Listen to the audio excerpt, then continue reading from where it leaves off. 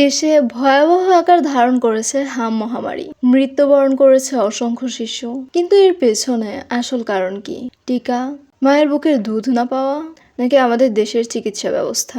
প্রথমত আসা যাক ইনকিলাব মঞ্চের একজন ব্যবসায়ীর কথা নিয়ে। তিনি বলেছেন বাংলাদেশের 55% মা নাকি নিজের ফিটনেস ধরে রাখার জন্য সন্তানকে নিজের বুকের দুধ দেয় না। তো এখানে কথা হচ্ছে বাংলাদেশের মতো প্রচলিত সমাজ ব্যবস্থা, যেখানে মানুষজন খুব রক্ষণশীল এবং খুব ধার্মিক, সেখানে মুষ্টিমেয় এলিট শ্রেণীর বাইরে নারীদের নিজেদের ন্যূনতম শারীরিক ফিটনেসের দিকে তাকানোর সুযোগ থাকে না।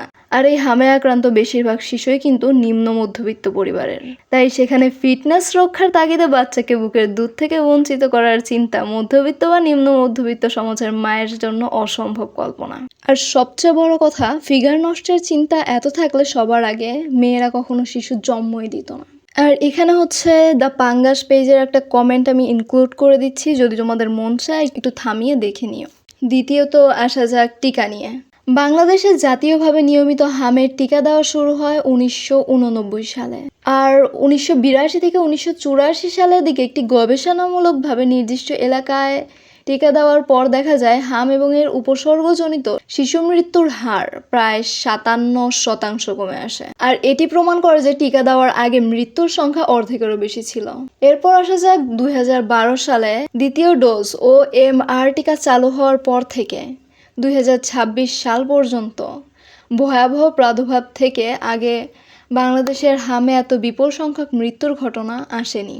মাঝের বছরগুলোতে টিকাদানের উচ্চ সফলতার কারণে দেশে হামের মৃত্যুর সংখ্যা প্রায় শূন্যের কোঠায়ও নেমে এসেছিল। তবে 2026 সালের মার্চ থেকে বাংলাদেশে হঠাৎ হামের একটি অভূতপূর্ব এবং ভয়াবহ মহামারী দেখা দিয়েছে, যা গত এক যুগের সমস্ত রেকর্ড ভেঙে দেয়। স্বাস্থ্য অধিদপ্তর, ডিজিএইচএস এবং আন্তর্জাতিক সংস্থাগুলোর তথ্য অনুযায়ী 2026 সালের 15 মার্চ থেকে মে মাসের মাঝামাঝি পর্যন্ত প্রায় 2 মাসে হাম ও হামের উপসর্গ নিয়ে 432 জনেরও বেশি শিশু নিহত হয়েছে। আর এই 2026-এর মে মাসের তথ্য অনুযায়ী বাংলাদেশে হামের মহামারী বা ভয়াবহ প্রাদুর্ভাবের মূল কারণ হলো টিকা কর্মসূচিতে ঘাটতি, টিকার ঘাটতি এবং এর ফলে শিশুদের মধ্যে তৈরি হওয়া রোগ প্রতিরোধ ক্ষমতার অভাব। 2024 ও 25 সালে হাম রুবেলা টিকার মজুদ শেষ হয়ে যাওয়ায় অনেক শিশু সময় মতো টিকা পায়নি। আমি একটা পোস্টে একটা মায়ের কমেন্ট দেখলাম এরকম যে শুধুমাত্র হামের টিকা না, 40 দিন বয়স পর বাচ্চাদের প্রথম যে টিকার ডোজ দেওয়া হয় তা নাকি কোনো এলাকাতেই নেই। 3 মাসের বাচ্চাকে এখনো 1 ডোজ টিকাও তিনি দিতে পারেনি।